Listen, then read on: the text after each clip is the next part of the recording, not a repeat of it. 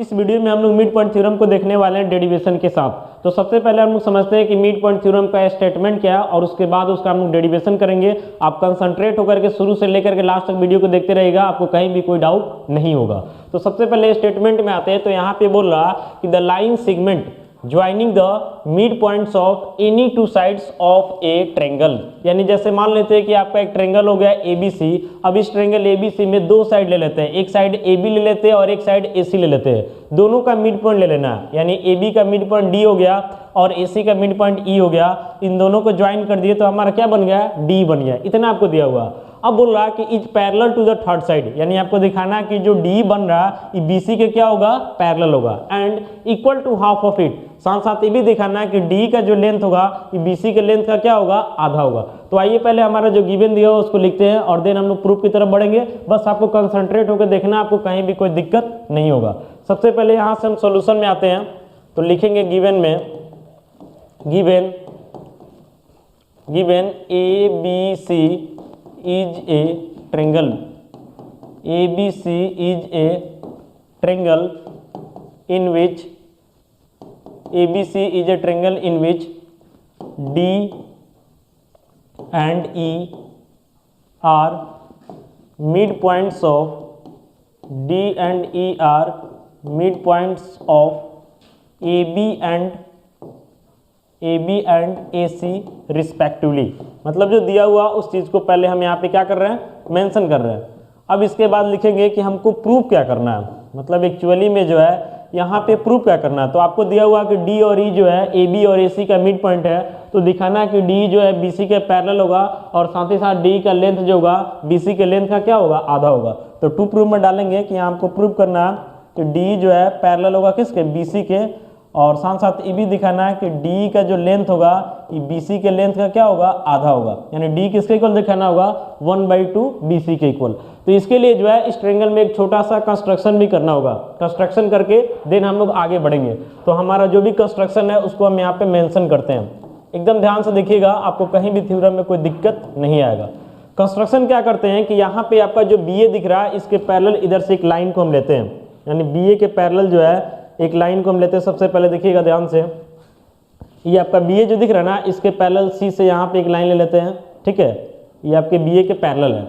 उसके बाद आपका जो D दिख रहा है ना इसको हम प्रोड्यूस करते हैं। जो आपका D दिख रहा है इसको हम प्रोड्यूस करते हैं और प्रोड्यूस करके यहाँ आ जाते हैं, ठीक है। यहाँ आ जाते हैं।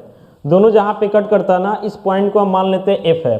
दोनों जहाँ पे कट करता है इस पॉइंट को हम क्या मान लेते हैं, F है, ठीक है। यहाँ तक। अब इसमें ध्यान से देखिएगा कि आपका जो CF दिख रहा है ये आपके BA के पैरेलल हो गया और साथ ही साथ जो D दिख रहा है इसको प्रोड्यूस करके हम कहाँ तक ले गए, F तक ले गए। तो कंस्ट्रक्शन में इस चीज़ को मेंशन करेंगे, लिखेंगे यहाँ से ड्रॉ, यानी कंस्ट्रक्शन में हम क्या किए हैं, तो ड्रॉ किए CF को पैरेलल लिए किसके, BA के, एंड आपका जो D है लिखेंगे and produced DE to F। D को प्रोड्यूस करके कहाँ तक ले गए, F तक ले गए। तो सबसे पहले थ्योरम का काम यही होता है कि जो आपका गिवन होता है आप उसका मेंशन कर दीजिए, आपको क्या प्रूव करना है उसका मेंशन कर दीजिए और उसके लिए कंस्ट्रक्शन का क्या नीडेड है उसका मेंशन कर दीजिए। तो इतना काम हम लोग कर लिए।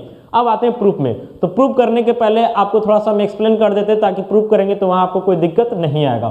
तो यहाँ पे सबसे पहले आप ध्यान से देखिएगा कि एक ट्रेंगल यहाँ पे बन रहा है ADE, यहाँ पे एक ट्रेंगल बन रहा है ADE और यहाँ पे एक ट्रेंगल बन रहा है CFE। सबसे पहले क्या करेंगे, इन दोनों ट्रेंगल को हम लोग कन्ग्रुएंट करेंगे। कन्ग्रुएंट कैसे करेंगे, क्वेश्चन में दिया हुआ कि D जो है AB का मिड पॉइंट है। तो मिड पॉइंट होने का मतलब हुआ कि जितना AD होगा उतना ही आपका क्या होगा, DB होगा। इसके बाद E जो है AC का मिड पॉइंट है, तो जितना जो है आपका AE होगा उतना ही आपका क्या होगा, C होगा। इसमें से कहीं से कोई दिक्कत नहीं है। अब इन दोनों ट्रेंगल को कन्ग्रुएंट करना, तो देख रहे ना कि AE जो है C के इक्वल है, एक एक साइड बराबर हो गया। फिर यहाँ पे जो एंगल दिख रहा है इस एंगल के इक्वल हो जाएगा वर्टिकली अपोजिट एंगल से। फिर आपका BA जो है CA पे क्या है, पैरेलल है। तो पैरेलल है तो यहाँ पे क्या हो जाएगा कि यहाँ पे जो एंगल बन रहा है ना इस एंगल के इक्वल हो जाएगा अल्टरनेट इंटीरियर से। तो देख रहे हैं ना दो गो एंगल इक्वल हो गया दोनों ट्रेंगल का और बीच का साइड इक्वल हो गया, यानी ASA क्राइटेरिया के तहत हमारा ट्रेंगल ADE और ट्रेंगल CFE दोनों कन्ग्रुएंट हो जाएगा। अब कन्ग्रुएंट करने से फायदा क्या है, थोड़ा सा आगे बढ़ते हैं तो बताते हैं, तब तक इसको हम क्लीन करते हैं, ध्यान से आप देखते रहिएगा। क्लीन करके जो है फिर से एक बार हम ट्रेंगल को बना लेते हैं, चूंकि टोटली क्लीन हो गया तो ट्रेंगल को बिना बनाए तो काम होगा नहीं, तो थोड़ा आप पेशेंस रखिए, हम ट्रेंगल को पहले बना लेते हैं फिर हम लोग आगे बढ़ेंगे। सबसे पहले यहाँ से हम क्या करते हैं, ट्रायंगल को ड्रॉ करते हैं, ठीक है। और यहाँ से हम बाकी उसमें जो मिड पॉइंट वगैरह को हम ज्वाइन किए थे इसको ज्वाइन कर लेते हैं, यहाँ से मिड पॉइंट को ज्वाइन कर लेते हैं। फिर जो कंस्ट्रक्शन में काम किए थे उसको भी कर लेते हैं। कंस्ट्रक्शन में जो काम हम यहाँ से किए थे इसको ऐसे पैरेलल लिए थे ना, तो इसको ऐसे हम पैरेलल ले लेते हैं।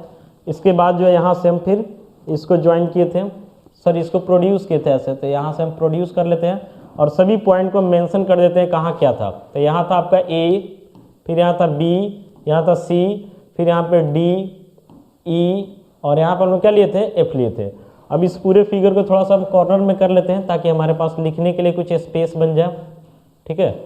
इस पूरे फिगर को यहाँ पे हम कॉर्नर में कर लेते हैं। अब थोड़ा सा ध्यान से देखिएगा, आप देख रहे ना था, यही दोनों ट्रायंगल आपका था, यही दोनों ट्रायंगल था, और इसमें जो आपका AD दिख रहा है ये आपके DB के इक्वल है क्योंकि DAB का मिड पॉइंट है, और आपका जो AE दिख रहा है ये किसके इक्वल है, C के इक्वल है क्योंकि E जो है AC का क्या है, मिड पॉइंट है। इसके बाद हम लोग क्या किए थे कि इस वाले एंगल को इसके इक्वल किए थे वर्टिकली अपोजिट से, और यहाँ पे जो एंगल दिख रहा है इसके इक्वल किए थे अल्टरनेट इंटीरियर एंगल से। इस चीज़ को मेंशन करते हैं, तो लिखेंगे यहाँ से इन ट्रायंगल, मतलब हम लोग प्रूफ में ही आते हैं, अब प्रूफ में आते हैं तो लिखेंगे यहाँ से in triangle ADE, in triangle ADE and triangle CFE,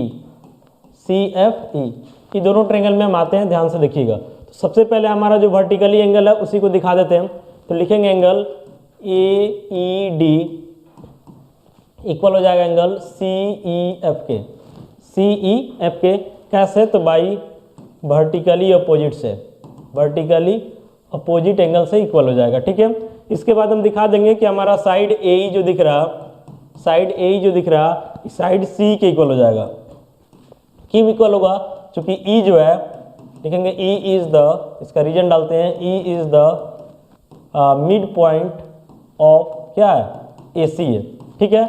इसके बाद आगे बढ़ते हैं, एक एंगल और हम लोग इक्वल किए अल्टरनेट इंटीरियर से, लिखेंगे यहाँ से एंगल DAE इक्वल हो जाएगा एंगल FCE।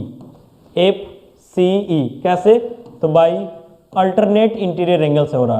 अब अल्टरनेट इंटीरियर काम कैसे कर रहा है, तो काम ऐसे कर रहा है कि BA जो है CF के क्या है, पैरेलल है, तो ये आपका ट्रांसवर्सल बन जाएगा, तो इसलिए अल्टरनेट इंटीरियर से दोनों एंगल क्या हो जाएगा, बराबर हो जाएगा। और फाइनली लिखा जा सकता है कि आपका ट्रायंगल जो दिख रहा है ADE कॉन्ग्रुएंट हो जाएगा किसके, तो ट्रायंगल CFE के, किस क्राइटेरिया से, तो बाई ASA यानी एंगल साइड एंगल क्राइटेरिया के तहत दोनों ट्रायंगल क्या हो जाएगा, कॉन्ग्रुएंट हो जाएगा। अब कॉन्ग्रुएंट होने से फायदा क्या होगा, इसको समझते हैं।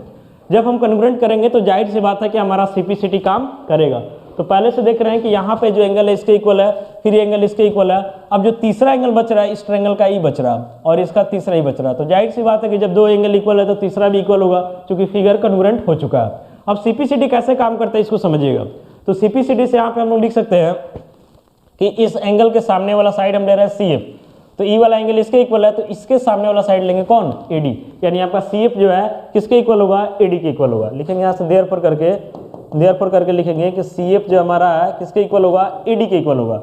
और साथ साथ हम इसको भी लिखेंगे कि यहाँ पे देख रहे हैं ना कि जो डबल से इंडिकेट किए हुए हैं इसके सामने वाला साइड कौन है, D है, और इधर डबल से जो इंडिकेट किए हुए हैं इसके सामने वाला साइड कौन है, EF है। यानी हम बोल सकते हैं कि हमारा जो D है, D ये किसके इक्वल हो जाएगा, तो EF के इक्वल हो जाएगा।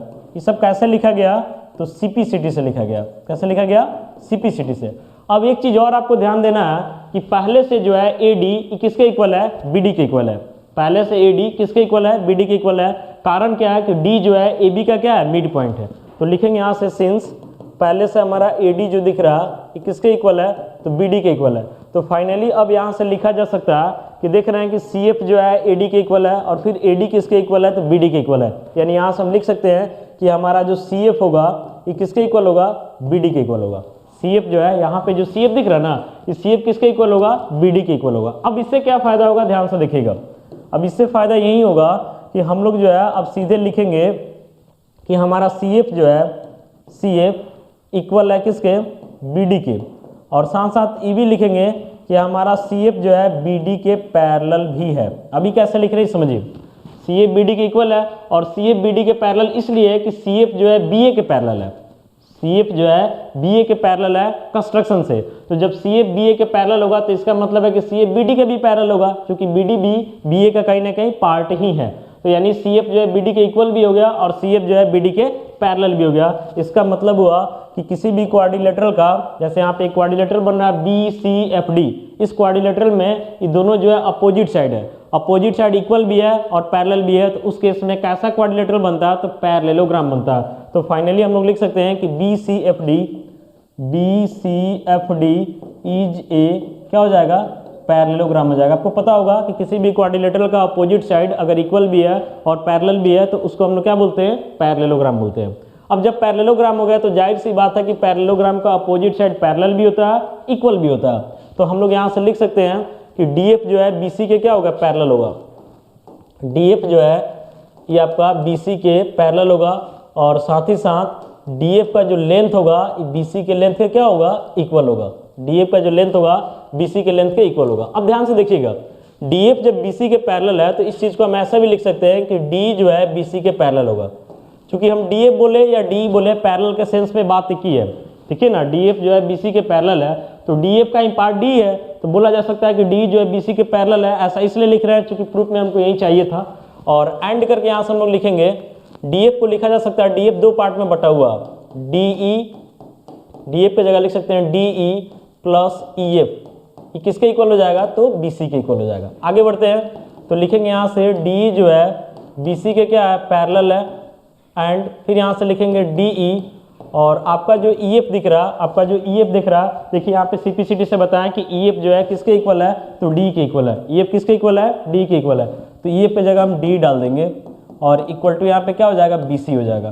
तो यहाँ से इंप्लाइज देकर लिखेंगे कि D जो है पैरेलल होगा BC के, एंड यहाँ पे D ऐड होगा तो 2D हो जाएगा किसके इक्वल? तो BC के इक्वल हो जाएगा। तो यहाँ से लिखेंगे D जो है पैरेलल हो जाएगा किसके? BC के। एंड यहाँ से D को लिखा जा सकता है कितना? 2 को भेज देंगे उधर तो 1/2 इंटू क्या हो जाएगा? BC हो जाएगा। तो यही हमको प्रूव करना था। तो प्रूव करने के लिए सिंपल सा हम लोग किए क्या, एक बार शॉर्ट में बताते हैं। इन दोनों ट्रायंगल को कॉन्ग्रुएंट किए। कॉन्ग्रुएंट इसलिए किए ताकि हमारा CF जो है BD के इक्वल आ जाए। और CF BD के इक्वल आने से फायदा क्या हुआ कि पहले से CF BD के पैरेलल भी है, इक्वल भी है, तो ये पूरा का पूरा एक पैरेललोग्राम बना। जब पैरेललोग्राम बना तो ये दोनों अपोजिट साइड पैरेलल भी हुआ और इक्वल भी हुआ, और वहीं हमारे प्रूफ का एक तरीका से क्लाइमेक्स भी साबित हुआ।